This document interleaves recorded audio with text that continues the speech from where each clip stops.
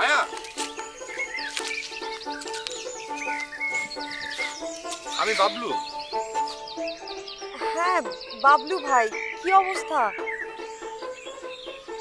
আমি তো ভাবলাম যে গ্রামের মধ্যে দুটো পাগল এলো কোত্থেকে। কি তুমি আমাকে চিনতেই পারোনি?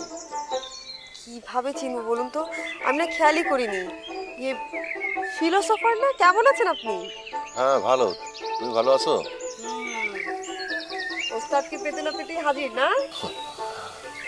মনের টান। আবার এই গ্রামটাকে পাগল করে তোলা, তাও 2-4টা দিন শান্তিতে ছিলাম।